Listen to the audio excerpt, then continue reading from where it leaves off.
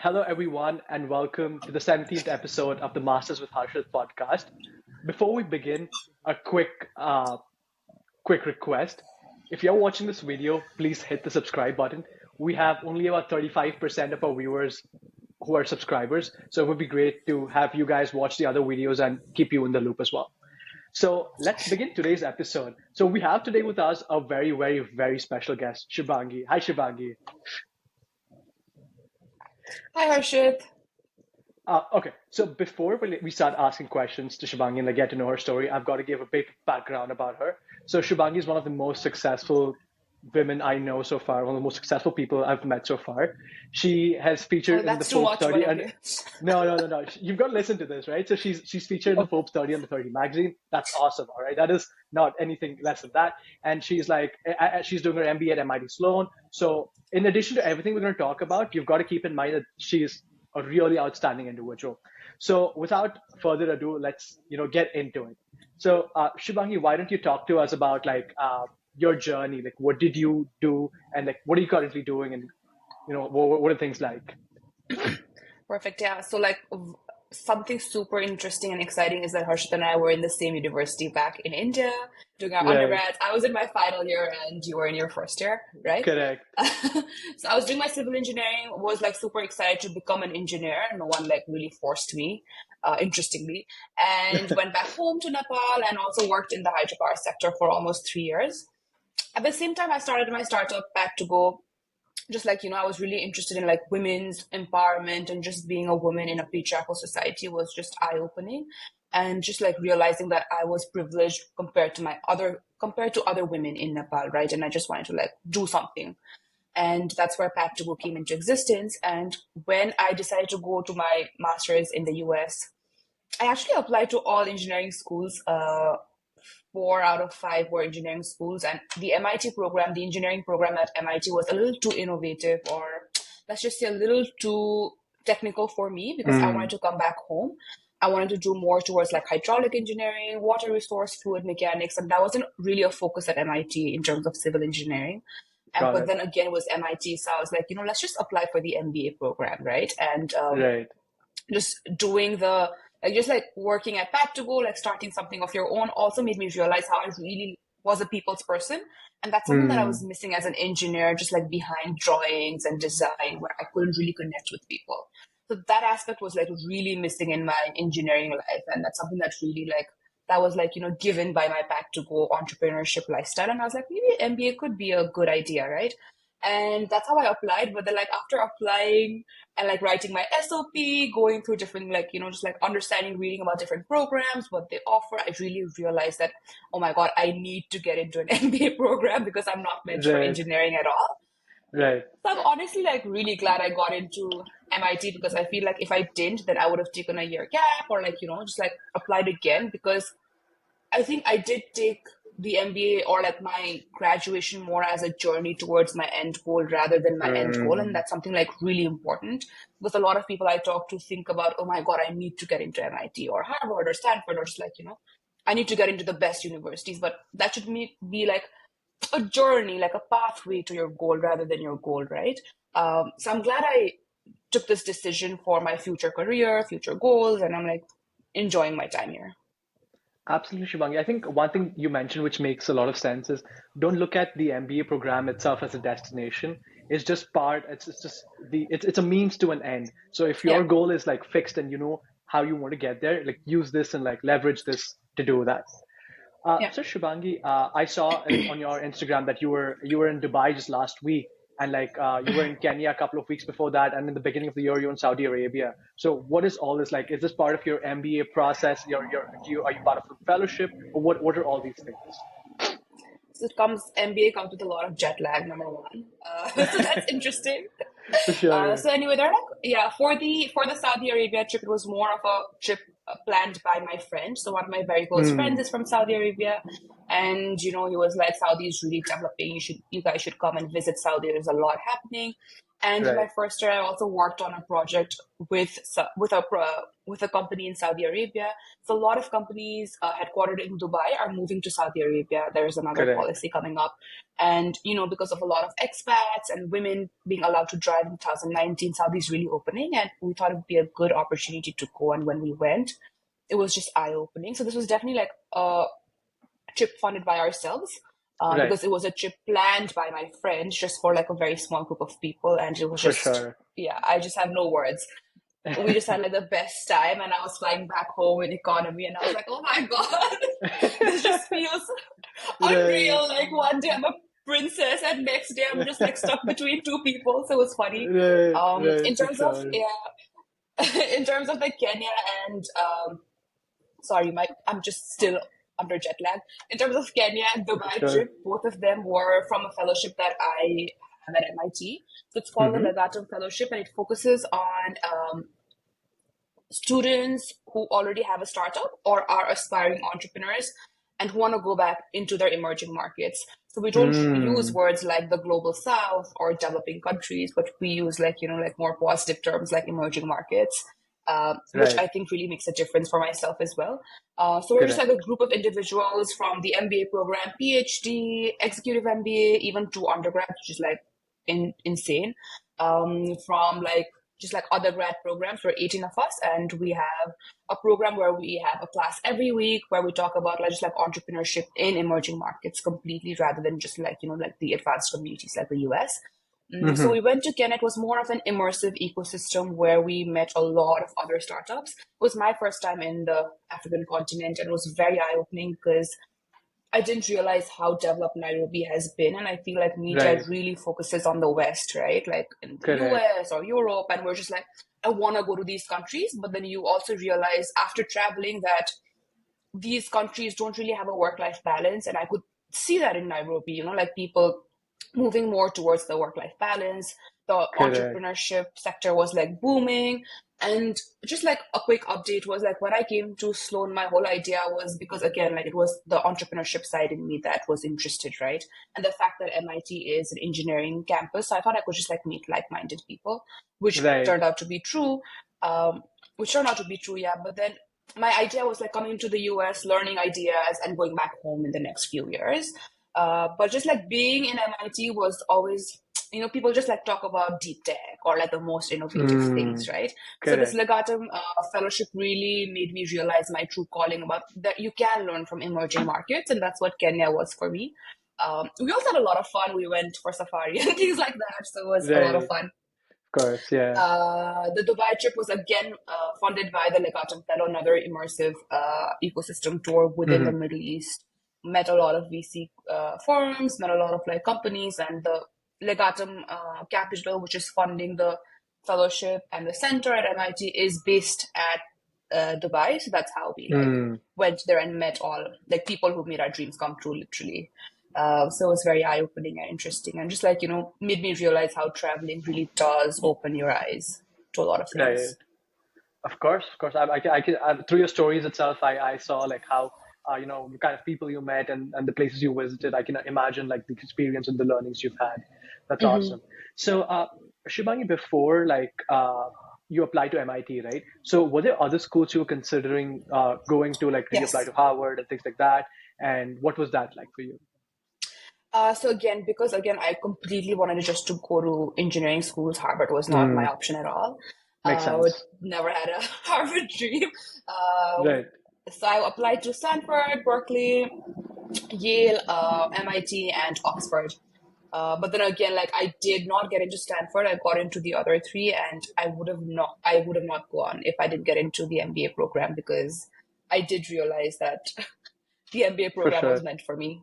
Makes Yeah. sense. So Shubhangi, how did you choose Sloan to be like your sweet spot? Like, how did you figure that Yeah. out? I think the SOP really helped me out. Not the SOP, just like Hmm. the whole experience of Process. the Right. process itself, right? So for Sloan, the cover letter is just like 250 words. That's it for your Oh, first. wow. It's 250 words, and it's also a video. So like it doesn't really like open your eyes or whatever. But in terms of Hmm. like other universities, it was more about me understanding what the school offers. And it was also about me giving myself time, right? So for example, Right. a lot of us, especially in South Asia, we all have like a lot of pressure from home. Like, okay, you need to like finish your master's by this time, get married by this time. There is like this timeline for you, right? Correct. And I was Correct. supposed to do my master's in the next 2 years after my undergrad, but I just wasn't sure then. Like, I knew I wanted to Right. become an engineer. Like, I knew I wanted to do hydraulics, but I was in the hydropower sector itself. And I wanted to, like, try something new as well. And this all is being happening when Pad2Go is at the side. Okay, Pad2Go is always there. But just like from my Right. professional engineering career, like, I was just stuck in the hydropower sector. And so, like, I decided to, like, rather than applying to schools, I'll just like look into structural side of things, right? So I worked with USAID for a year just to understand how donor organizations work in Nepal, because Nepal is a country that has a lot of grants coming in.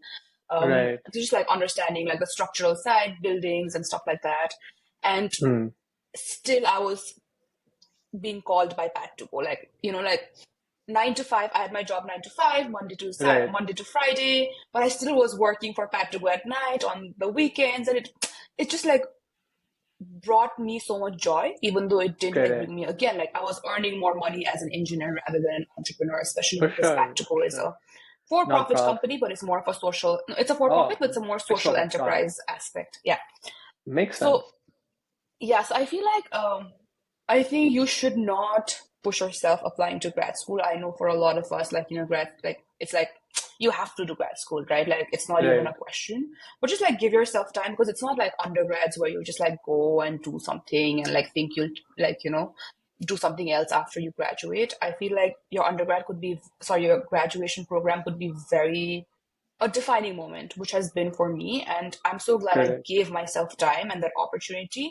And honestly, Harshith, I think just like telling my parents as well, right? Like, I want to get an MBA degree and not an engineering degree as a South Asian woman was kind of scary, because they took it. I mean, I'm glad they took it in a good way, but I feel like there's a certain pride as an engineer, and I did love my job. It wasn't like I hated engineering. It wasn't like, no, my parents pushed me, right? So I think for me itself, it was like this, I don't want to use the word, but again, it was like this touch of ego that I was moving towards a less technical subject. Right. Yeah, but then I'm glad I did what I did. Makes sense. So Shubhangi, can you talk a little about Pad2Go? Because I've been tracking it ever since you started it and things like that, and I've seen it like balloon up and like do so well. So what is Pad2Go all about, and like how are you? What is happening currently, and what do you guys plan to do in the future about it? Yeah, perfect. So we started Pad2Go more as a passion project. My co-founder Jaslina, who had just done her law degree in India, I had done my undergrad. We weren't like friends before, but we knew of each other, and we met for like something like, let's do something before we apply for our masters. At the same time, Jaslina had these sanitary napkin vending machines installed in her university, and I had seen these like while traveling around Hyderabad in buses, like they were in the bus stations. Wow. So we were like, why not we bring these to Nepal? And at that time, even like a few years, like till 2021, 22, we have 0 vending machines in Nepal. Okay, so like the closest vending machine was the Delhi airport vending machine. So people had no idea. I'm not even kidding. Like in 2018. Yeah, so like in 2018 when we started, right? So and menstruation is a very big taboo, like it is in different cultures and communities within India. It's more of a it's like a countrywide thing in Nepal. Like a lot of like maybe it's actually like 89% of people actually like undergo some form of menstrual taboo, restriction, exclusion, right? And this really impacts a woman's education. We use the term menstruators because we realized anyone with a uterus menstruates. So it's also been a very eye-opening experience. So like, like it really impacts a menstruator's health, education, just like overall empowerment and development. So when we brought these machines, we thought we'd just like install a few machines in a few schools and be done with it. But we realized like, like just like installing machines was not enough. Like let's build a, like, it was not even a business model, it was more of a model around it. Because there was no business aspect to it when we started. So then we started like collaborating with pads, sanitary pad manufacturers in Nepal. So they provide pads at a lower rate through the machine. So it's easier during your emergency, you get a pad at a lower Makes sense, rate. for We sure. provided like orientation programs in schools with boys and girls together, just talk about menstruation. No one Fantastic. really talks Great. about menstruation in Correct. Nepal openly to young people. And we realized, because of this lack of just like discussion and awareness, that is why the taboo prevails, right? And the Right. third is, since it's a social enterprise, 10% profit goes back to the community is what our plan is. So we worked Fantastic. more towards, during COVID, we provided like pads. We're also working on a tampon tax policy reform. We're also working on periods in prison policy. So Right. with it's not, I wouldn't want to call it a CSR project, but more towards like our social impact arm is focusing more on policy side. Because Got again, it. my co-founders are lawyers, so it's been really helpful that Yeah, way. makes sense. Those two elements add up, right? Yeah. So we started only installing these machines in schools, but now they're in like public schools, private schools, in hotels, in movie halls, in offices. Like, it's just like turned out to be something that everyone requires, and that was something Makes very sense. eye-opening. I think Shubhangi, I completely understand and agree with a lot of things you're saying, right? It's a taboo not just in Nepal. I think even in large parts of the entire Asian continent, if not around the world, it is taboo. In India, at least I know for sure, it is taboo in a lot of conversations in a lot of places and things like that. Yeah. So I can see the value we're driving. So do you see expanding this outside Nepal, like to India or like to other countries too? And like, what is that? Like, what is your future plan? Like, how do you look at it progressing? And like, who is in the team currently? And what are you guys doing? So something really interesting about like, solving one part of a social problem is that you get into a system, right? And then you change one part of the system, you move to another part, and then you realize that there's another problem in that system. So I feel like Right. for Pad2Go, before we complete, I know this sounds very vague, but before we complete that system, it doesn't make sense for us to move into another geography Makes just sense, because for sure. just because it's such a sensitive topic. And even within Correct. Nepal, right? Like Nepal is just like compared to India, the population of Nepal is just 30 million. But Right. still, like the taboos, menstrual taboos are very different in terms of different communities. So when we go to different communities, when we go talk to different individuals, we need to connect with them. We need to like, first of all, make sure we understand what kind of taboos they go through. So that's why I think in terms of like when you're solving a social problem, it's not as easy to The expand or scale scale in makes that sense, way. for Yeah. sure. So we're thinking more about, like I mentioned, right? Like right now we're in the access to period products section. So now we're understanding more about recycling, more about like just like lack of water or lack of sanitary services available, right? Like you have a pad now, but what about like a clean toilet or just like Correct. access to water and things like that. So we're just like trying to clean up that system Right. before, It's like we you're move looking at on. all adjacent things that really Yes. matter to the problem so that you can like solve the entire ecosystem kind of a problem at once. That makes sense. Yes. That makes sense. So Shubhang, let's get back to like the Sloan part of things. What was the application process like? So you mentioned the cover letter and things like that. So how many rounds does Sloan typically have? And like, what are the application materials? Like, do you need reference letters? How many of those? And like, do you need GMAT, GRE? What is that like? Yeah. So again, just because I was planning to be an engineer, I did my GRE. So I Makes applied, sense. I did my GRE, I did my TOEFL, which is so funny, right? Because if you do your GRE, you obviously know English, but whatever, that's a discussion for another time. For So I did sure. my TOEFL and my GRE, and I applied to round two just because I again wasn't sure if I would apply to the MBA program. So I applied to round two. It was just like 250 words cover letter, two recommendations, and a video. So it's just like a video of you introducing yourself to your future classmates.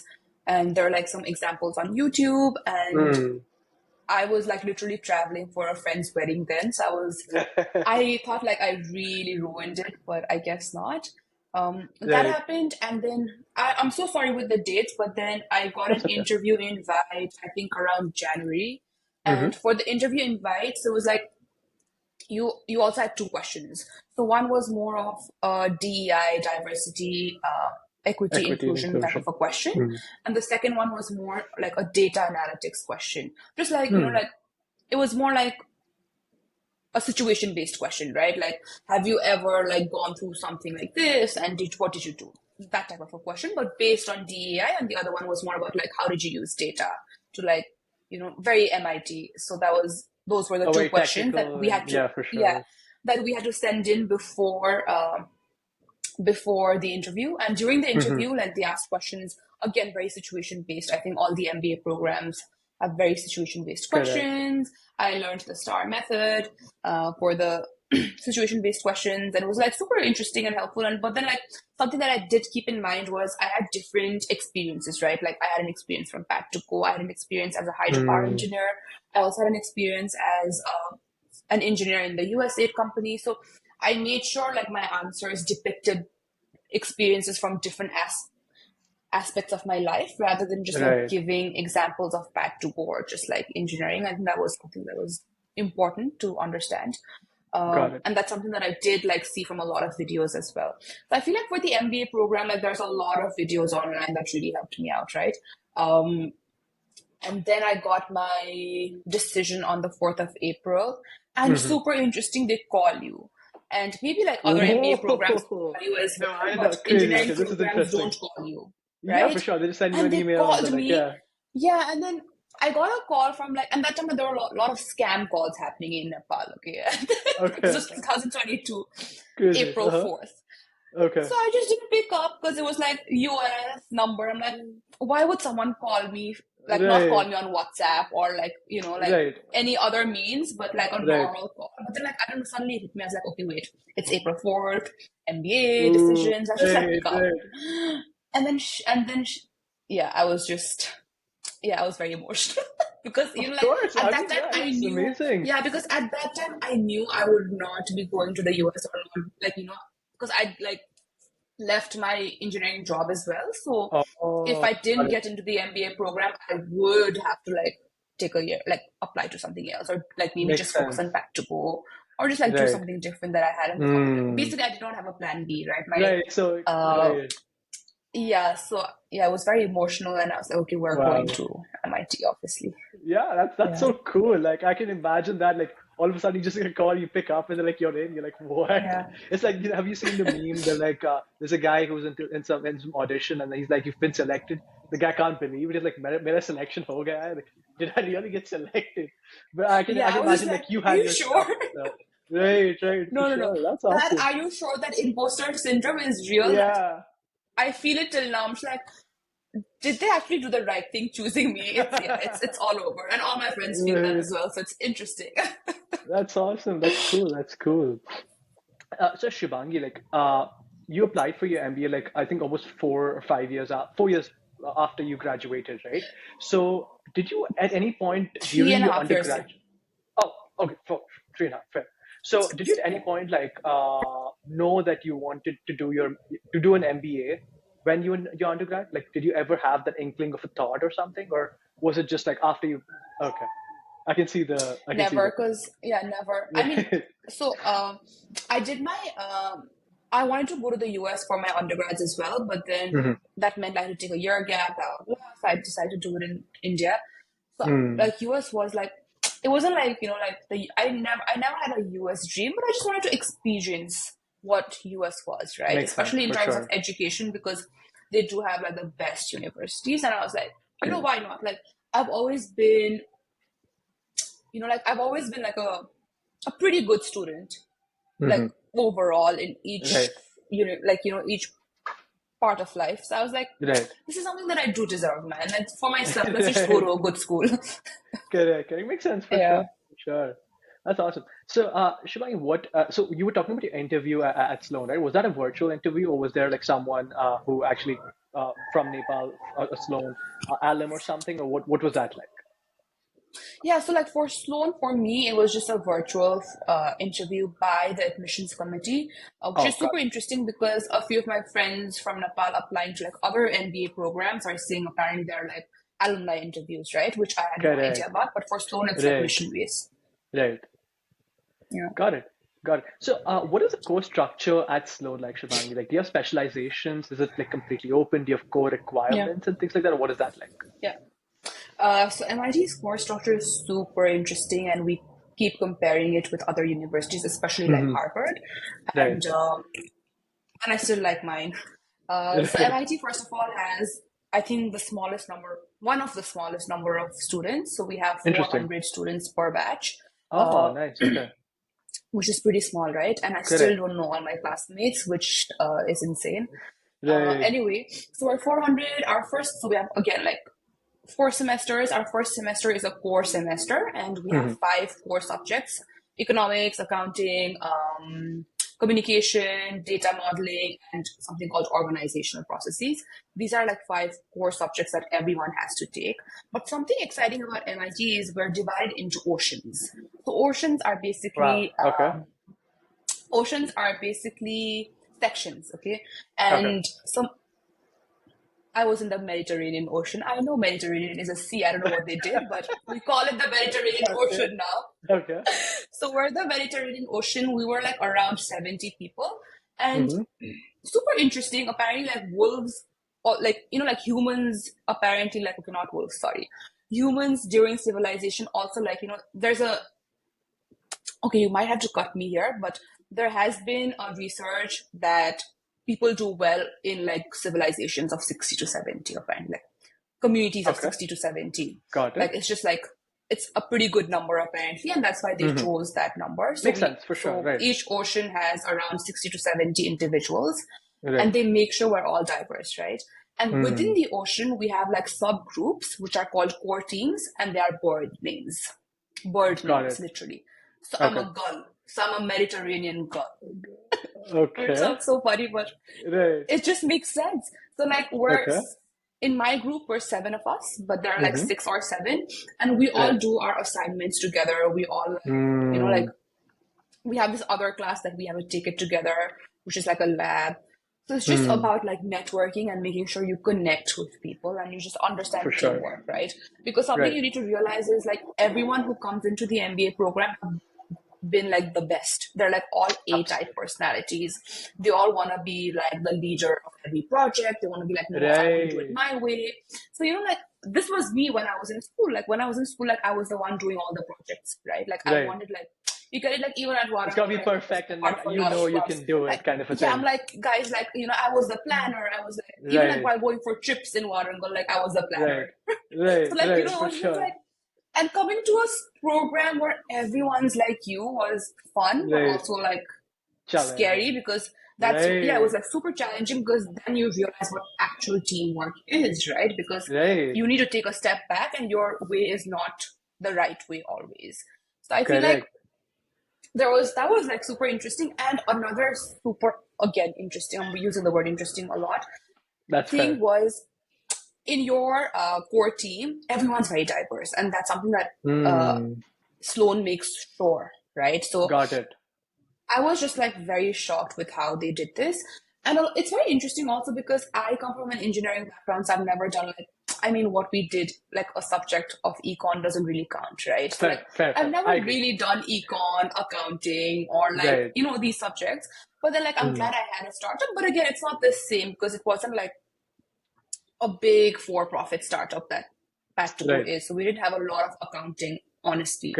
Right? So like for me, it was very like, in terms of like the subjects, I liked it. I learned a lot. It was very new to me. However, for a lot of my friends who came from a business background, they kind of felt that it was repetitive, right? But then I also understand why the 4 semesters there. It's because for that connection, for that network, for you to like be able to work with your peers.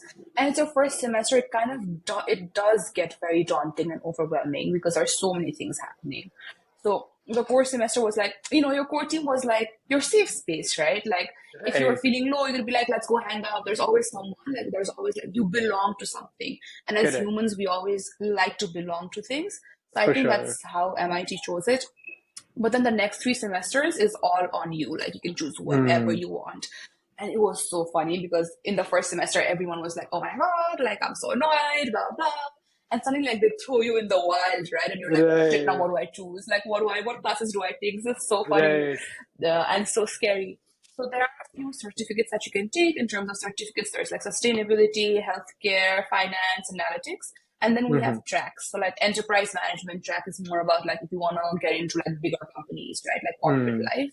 And then you have entrepreneurship and innovation if you want to like start your own company or also work in a smaller startup companies. So that's how like So what happens is if you take these certificates and tracks, there are a few electives for you. So it just makes your life easier, right? Like what kind of Right. classes and programs should you be taking? So For I'm doing the sure. sustainability certificate, and that really helped me out to like carve out my courses as to what exactly would make a difference for me. That's there. And in terms of like MIT, something interesting is we can also take like up to 3 electives in any other school at MIT, outside of Sloan and Interesting. also in Right. Harvard, any school in Harvard. Um, Oh, I wow. honestly, yeah, I know, like, Crazy. I thought I would take something, but there's like so many courses for me, for someone Right. who has not come from the business background at Makes Sloan that sense. I haven't been able Right. to. But yeah, Right, for sure. I think one thing to like just add in, like for people who are watching this and do not know the geography of like the state of Massachusetts and Boston, MIT and like Harvard are like literally I think 2 to 3 miles away. I think they're 1 or 2 stations away by the yeah, subway, so they're like super yeah, super close. So that's why people hmm, compare them against each other, and they're so good and they're in the yeah, same yeah, neighborhood, pretty much. exactly. No, So nothing else. Not about rankings at all. It's just because of the proximity. correct, correct. So, Yeah. Shubhangi, what is the background like? You mentioned there were about 400 or odd students, right? So, how many of them are from engineering? How many of them are from like consulting or something, like from business, and like what is like the mix like? Yeah. So first of all, MIT is very diverse. 40% of our students are outside of the US, which is huge, right? Mm. In terms of like different sectors, I don't know the percentage, but there's a lot of Hmm. engineers, as you can imagine. Right, Again, because another reason for me was also about like, like I could still take classes from the civil engineering department, right? So, like right, if I end up deciding like, okay, maybe I want to do a management role, but in engineering, I can still take classes. So I think right, that for sure. you can always leverage that. So that's why like a lot of engineers are there. There's actually like a Hmm. few people who've done their MBBS, which is interesting. There's Wow. a few Okay. people who've done their law, consulting, like you mentioned, Right. investment banking. But I mean, compared to other schools, MIT has a lower number of consultants and investment bankers. Got it. Got it. But I think again, that like right. people For from sure. all walks of life, which is Hmm. super interesting. Like there's a PhD person doing their MBA, or there's someone from the Wow. entertainment sector now wanting to do their MBA, right? Like a Hmm. doctor wanting to do their MBA. It's just like mind blowing. Wow. Yeah, I mean, I can see how diverse it is. And I think one thing that I've understood compared to like the previous, like Harvard and like I think even Columbia, the difference is the engineering aspect of MIT is like even seen in their MBA program. Like because Columbia apparently they take very very few tech people, very few engineers, and I can see Hmm. how that's different at MIT, right? You have a lot of Yeah, students with that background going in. So for someone yeah, who an engineer who wants to enter, like most of the viewers of this podcast, probably MIT yeah. makes the most sense to all of them. So that makes sense, Shivagi. Thank Exactly. you so much. And especially So, like a lot of like tech companies, mm-hmm. like so there's like a lot of like product management, tech Mm, people like come to Sloan, or like people who have worked in tech companies come to Sloan. So that's also another way of like making connections, right? So yeah. right, right. That makes sense. That makes sense. So, Shubhangi, is there something you wish you know before you went to Sloan? Like something that you could have, you know, I mean, it's a very generic question, but a lot of Yeah. times when we look back, we kind of, something gets to us, and if someone had like known this before, it would have been like so much easier. I know this sounds super ignorant, right? Like I even told you, like I had no idea what the MBA program was. I mean, I knew what the MBA academically program was, but not in Mm-hmm. terms of like the partying and like the extracurricular activities. Right. But for me, being an extrovert, it worked out, and I'm so Mm, glad it worked out the way it did. But even for me as an extrovert, again, I do feel like I'm not completely an extrovert at MIT Sloan, right? Like mm, they're like type A people, like next level people who are like, it's just like they're all over the place in a good way. But right, for sometimes it sure. gets overwhelming. Sometimes there's like a fear of missing out. Like FOMO is real. I missed this Right. wine club program last night because I wasn't feeling Uh-huh. well. I'm like, I open my Instagram and I'm just like, FOMO is real. And it's like my Yeah. last semester. I shouldn't be feeling this way, but I do. Right. And there's just like so many things happening around. So I feel like Mm, I think you just need to know if you fit in for the MBA program or not. And that is like, mm. there is not going to be a lot of academics. Even if you want to, you can't, because it's more about like networking and finding yourself. Like, what kind of a leader are you? Right? Like, Mm, who are you? What are your characters? Like, what are your top 5 characters? Who are you as a person and what is your calling? That's more of I think MBA program is more focused on that rather than focusing on your academics and focusing on your right. like intellectual behaviors. For sure. For sure. I think that makes a lot of sense. A lot of students underestimate how overwhelming it could get, the program, and Yeah. everyone I've spoken to are like, the FOMO is very real. Everyone's doing something or the other, and you just don't know which circle to be part of. I mean, Yeah. even if you're part of a circle, you're going out for something, but you're not feeling well, or you have an assignment due, or like, you've got some other commitment. So I can imagine, I think handling that would probably be one of the biggest things to deal with when you're Which in the is, MBA. I know that sounds very like superficial No, it isn't. It now that isn't. I say it, No, but it is not. Like I have, because another person, the previous person from Colombia, she said literally the same thing.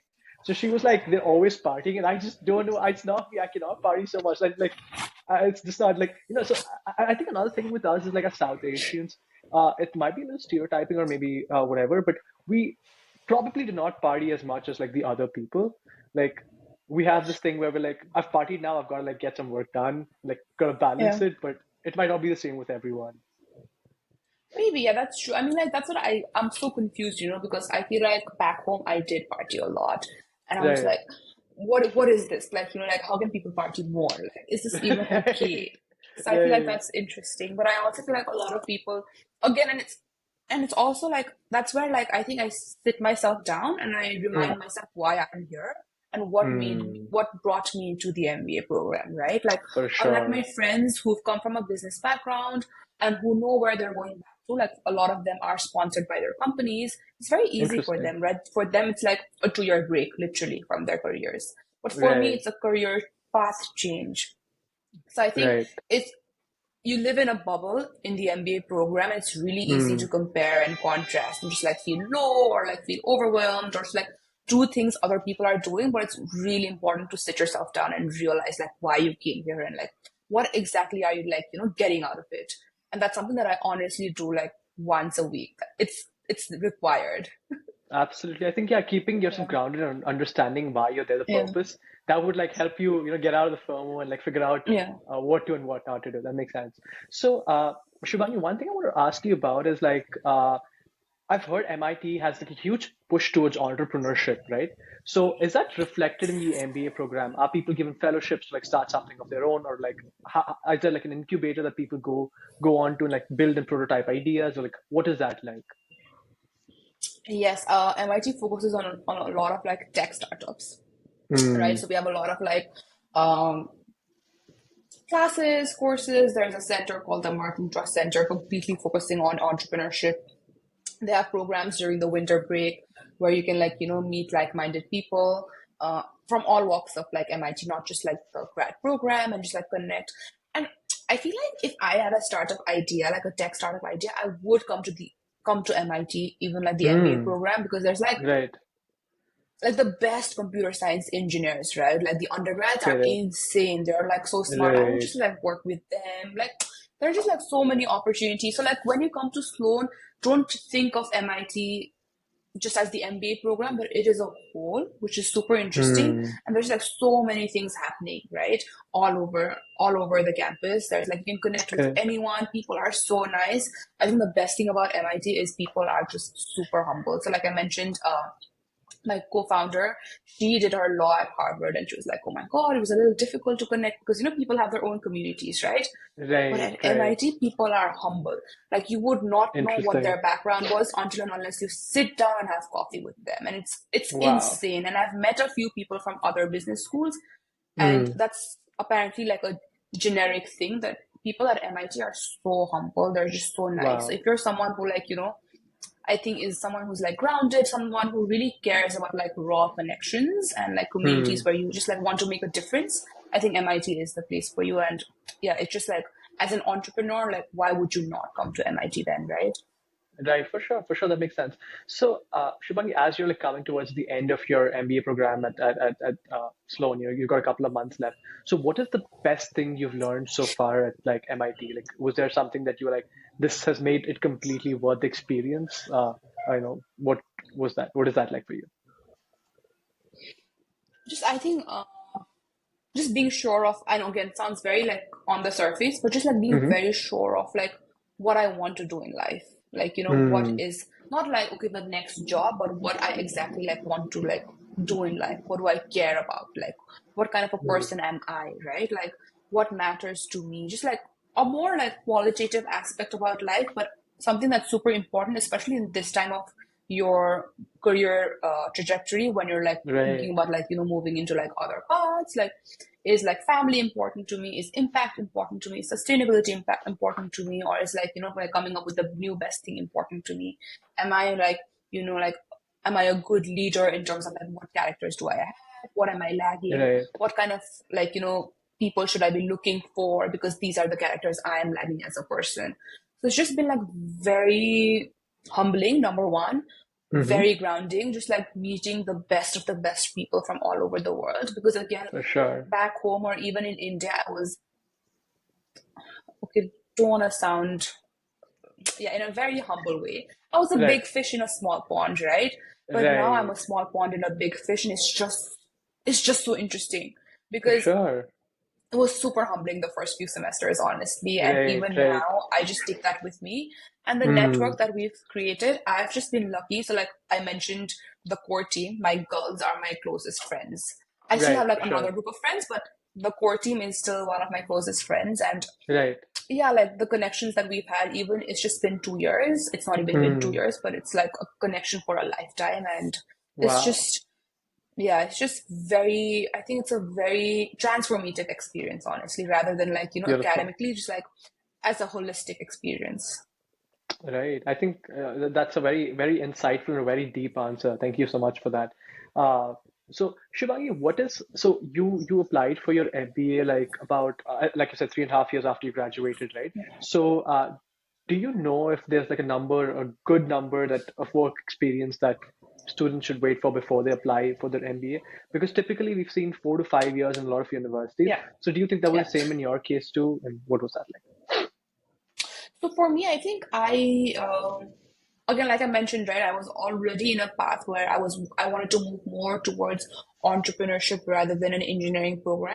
So like? for me, it kind of made sense. But once I came to the MBA program, I did was like, should I have waited for a year or two for more experience? Like, Mm-hmm. because that was there.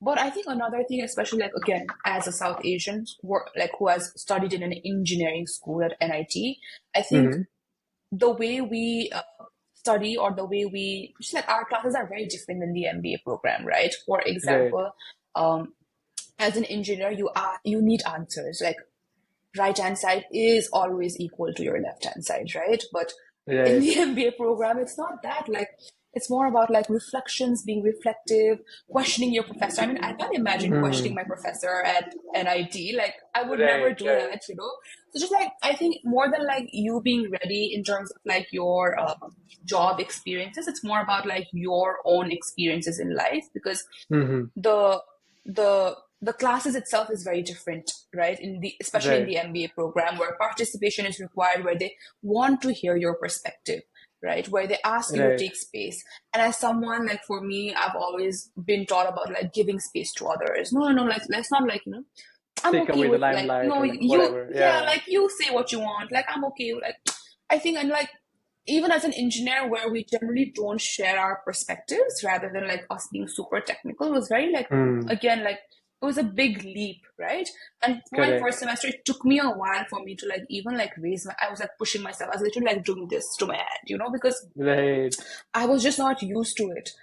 So I think like Mm. just like understanding what exactly the classes ask from you and are you meant for it? Like you don't have to be a good leader to be like you don't have to do your MBA program to be a good leader, Right. right? And that's Right. another big learning that I had. Like for a lot of people, especially from the past 2 years, since the past 2 years, MBA Mm-hmm. is like, oh my god, I have to get it done. I need it from the best school. But like I mentioned in the beginning, it's more about like, does it fit number one in your path? And number two, are you Right. meant for it, right? I think these two Correct. things are really important. So rather than like, okay, should I like wait for 3 years or 4 years or 5 years before applying? I think just like figuring out who you are and what you want is more important. Correct. And whether you're ready to take that leap and whether you're ready in Yeah, your life and your career to make that switch. exactly. Fantastic. I Yeah. think that's And a very, it's very and it's good. yeah, sorry, and it's completely okay to not take that leap, right? It's okay to Mm. not do your MBA. And that's something that people need to realize. Like, yeah, Correct. I think that was again a very, very deep answer. Like I said before, like these are very just topics that people usually glance over. So they look at it as Yeah. like you mentioned earlier, right? Like as a milestone, like, okay, I'm 24, I need to do this. I'm Mm. 26, I need to do this. I need to Yeah. work for 2 years and then do this. Life isn't that way. And like, I think that's what even a lot of the MBA schools also try to, the business schools try to tell you Exactly. indirectly, like, figure it out first and like then come to us. Like, just don't come to us as a generic, like the whole step process kind of thing. It makes a lot of sense.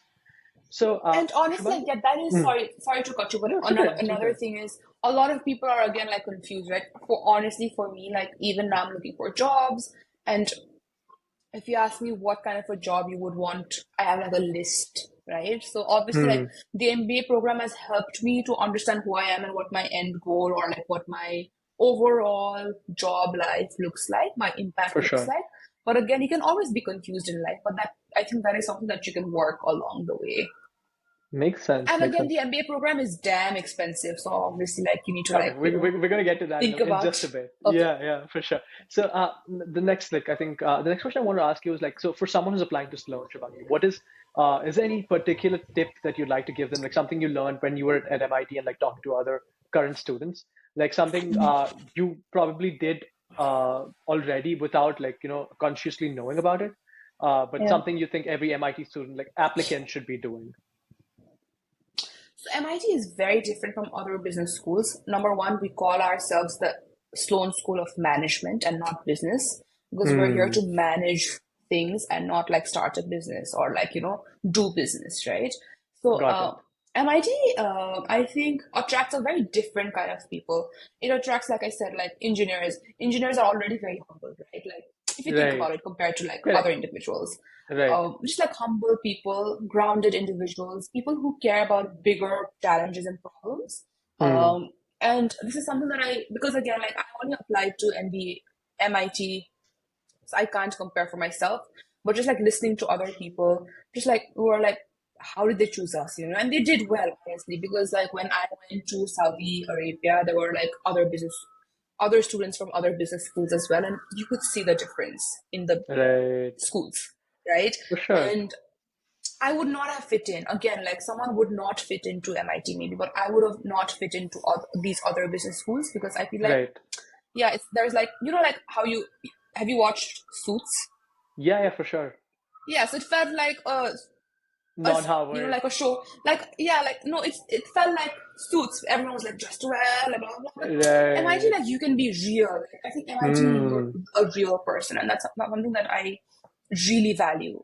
Right. And yeah, I think that's important to understand and realize. And again, like the application itself is so small, just like 250 words and a video. Right. So yeah, it's all like, For I don't know sure. how the admission team does it. Right, right. I think Shivani, what you mentioned is like what the whole point of this podcast is also, right? To try to identify the DNA of every university. And like we've clearly established over the course of this conversation that what MIT is doing is different from all the other schools. Like where Harvard and like Columbia, at least the ones I've spoken to so far, they're mainly focusing on building like business leaders and like people getting people into consulting, into private equity, into venture capital, like all these very fancy finance related things. I think the crowd at MIT is little different, if not too different. And I think that's why like the students who are coming there also have a very different background, a very different outlook on things and all that thing. So that makes a lot of Yeah. sense. So Shubhangi, what is your so you mentioned that over the last 1.5 2 years you've been like understanding what you want to do in the future. So like how do you see yourself leveraging the Sloan brand and like what you've learned at Sloan in the future? Like what are your career paths maybe and like how do you think the whole thing looks like for you? Yeah, so I think for me, like I mentioned, the whole idea of coming to Sloan was just like, learning best practices from the US, taking them back home to Nepal so we can leapfrog our way towards development. But again, sounds too good on paper, right? Just coming to Sloan made me realize that there's like so many Hmm. opportunities. I realized again, like taking the sustainability certificate, I am super passionate about just like impact, right? Like Hmm. making sure like you're doing good in any type of a business, especially in like supply chains where you think about sustainability from like end to end. Or for Right. example, during my summer, I was working with a startup for their ESG strategy, just like figuring out like greenhouse gas emissions, how much are they, like, what are the different scopes, what's happening. So like just like more like things about like impact and doing good and just like those aspects So I'm thinking more towards like impact investing or just like working in startups which are impact focused or impact Hmm. funds. And I do see myself again going back home in the next few years Makes sense. while starting my own thing. So the MIT, I think MIT definitely has given me so many things, like all these things, right? Again, because I come from an engineering background where I had no idea about these things. So you like, someone who's listening to this might be a little different what they like, get out of MIT. But for me, it was all about just like finding my passion in terms of like, even in terms of within sustainability, what exactly, because there are Right. different courses. Correct. There's like a lot of action learning labs that I really like. You can actually work with like, so like for my first semester, we worked with Microsoft to figure out like they have different projects for their CSR policy. So we Hmm. worked with them to figure out how can they calculate social impact, which is very Wow. difficult. And that's something that Right. at Pad2Go as well, we have a problem. So like you can work with like actual companies. You can like, Right. travel around. There's like so many opportunities. You can like travel into like emerging markets to understand what's happening as a course. Hmm. There's a course where you get an executive coach for a full semester that really changed my Wow. life. Right. Yeah, it's like super interesting. And another really good thing is MIT also, I think, focuses a lot on mental health. So we have a lot of Hmm. like, there's like free mental health and awareness opportunities around, which is really Right. important and required. And the biggest learning for me is again like the network, right? Which again, I'm Right. sure you must have heard this like 100 times, like, and which is true because yeah, the network that you build in your business school is really important. And I honestly, I think did end up making really good friends rather than just on the surface. Right. Makes sense. Makes sense. So Shubhangi, as we come towards the end of the podcast, I reserve these questions towards the end because this is what a lot of students really want to know. How much does a program cost? MIT is one of the most expensive programs again, which was the thing I was shocked about. I should have said this, but anyway, MIT's tuition per year is 84,200 Hmm. without anything else, just the tuitions, and Okay. then yeah. Got it. So do you have any scholarship, fellowship? How often are they given out? Do you have to manually fill in an application for a scholarship, or like if you fill in if Yeah. you get an admit, you're automatically considered, or how does that work? So again, that's the reason why you always should apply to round one or maximum by round two. So I feel like if Hmm. I had applied to round one, maybe I would get more scholarships, but I don't know. So like I do have a scholarship. So it's by this sustainable fashion company called Frank and Eileen, and Hmm. so their scholarship is for like aspiring women leaders. So I got a Hmm. scholarship from that, but it's like 84,000 times two. That's a lot of money, right? So I got a Right. scholarship from that. I did a TA-ship in my third semester. I decided Hmm. not to do it this semester because this semester I want to focus on finding jobs and For also sure. like, For like just sure. like spending time with friends. So I didn't do a Correct. teaching assistant TA work. Right. Then I also have some funds from the Legatum Fellows. Out of all these, it covers around like 70% of the tuitions. Wow, that is a good Yeah. number for sure. Yeah. And okay, so Shivangi, one of the last questions I want to ask is like, what was your GRE score? You mentioned you gave the GRE. What was your undergrad Yeah. GPA, and what do you think the weightage GPA usually has for an MBA program? So my GP was horrible. It was 7.6, and trust me, it was pretty good for NIT, right, Harshith? Right, for sure. I'm not gonna argue. I It mean, is I'm not fantastic. kidding. Yeah, But then, like, if you yeah, think about like 7.6, like worldwide, it's not that right, great at all, right? correct. But then I got a 324 for my GRE, which was great. I Hmm, think you should get a of course. 320 plus. Right. And then it was during COVID, so I was working from home. So I feel like it gave me more time to practice. I feel like you shouldn't Hmm, take GRE too lightly. I think you definitely should give yourself time to like study. Um, right. so especially for the MBA program, I think it completely matters about your experience and how you like, Hmm, like have you figured yourself out? I'm not even kidding. This sounds so funny, but it's all about like how has these experiences molded you as a person now? What are you going to learn from your program? What are you going to give back to this program? And how is this program going to help you for the future? And right. those are the type of questions they ask you anyway. Right. Got it. Got it. So Shivani, I think last two questions, and I just don't want to take a lot of your time as well. So No when worries. you so what was Forbes experience like? Forbes 30 and 30? Like, did you guys apply for it? Did someone like put you guys on the list, or like what was that like? And which of the two was bigger for you, getting into MIT or Forbes 30 under 30, if you had to pick one?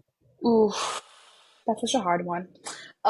Okay, so anyway, for the first question for Forbes, I mean, that was something that we always wanted to apply to, right? But we didn't think we would apply to that year because we were still Mm-hmm. working and our impact wasn't completely shown according to us. But then Right. this random day, we got an email from someone from Delhi who was working for like the Forbes Asia, Right. Forbes 30 under 30 Asia applicants. She was like, I want to like talk to you guys more, blah, blah. So we were like, we got onto a call, we spoke to her, and then after like listening to all, like listening to us going through like a few of our like financials, she was like, I want Right. to like like nominate you for the Forbes Wow. 30 under 30 social enterprise side. And we are like, oh my god, is this happening? And Right. I think that was, I would, okay, this is a tough question, but I would choose the This is the right Forbes one one answer. because that was just like, Right. yeah, that was just, I did not see that coming. And man, come Right. on, like that really helped me with the MIT program, right? Like, so you For get it, sure. like, For sure. I feel Yeah. like Yeah. Of course. the, that was more, that was like a bigger achievement because I was just like younger then. I didn't know what I was Right. doing. And like I said, like we started Pad2Go like clearly out of passion and nothing else. Like, we didn't Correct. even see it becoming a business. Like it turned 5 last year. So it's insane how time flies. But so it's just like, yeah, like just like doing what you care about and what you're passionate For about, like, sure. and then you got recognized for it was did mean Correct. a I think getting the lot more than validation getting into early. MIT. No, of course. Yeah, I and think maybe that validation as well. for the whole thing as well, right? So you guys were like probably propelled. You would be propelled to do more and stuff like that. Yeah, Yeah, for yeah. sure. Cool. I think Shubhangi, that brings us towards the end of the podcast. Like this episode. So is there anything that you want to like give away as like final words to people who are watching this? I think we did mention a lot of things, but just like Correct. being sure about what's just like researching schools rather than like going behind names is very important, and Right. also understanding where you fit in and Correct. connecting with alumni and talking to alumni. So I did talk to like a few alumni after I got into all the schools because again, like Hmm. I did You know want I to make would get in, sure. like, yeah, I just wanted to make sure if I fit in, and that just like made me sure and sure. So I think just like going out there, just like reaching out to people on LinkedIn. The worst is you get a no, right? So yeah, I think that Right. that would be the last For thing I would sure, like for to sure. I say. mean, that's the most important thing I tell people as well. Like, reach out to people on LinkedIn. Out of 10, at least three, Yeah, four might respond, and that will definitely yeah, add something you did not know. yeah. So, all right, that brings us towards the end of the podcast. Thank you, Shubhangi, so much for your time. This was amazing, and yeah, awesome. Thank you so much, Harshith, for your time as well. Appreciate this, and I hope this helps someone because I honestly love MIT. And if anyone wants to talk about like coming to MIT or if they have any questions, you can always reach out to me as well. Sure, I'll drop your LinkedIn URL in the Perfect. description, and people who are interested or applying can for sure reach out. Sure. All right, thank you everyone for watching this episide. Please do not forget to hit the subscribe button. Thank you.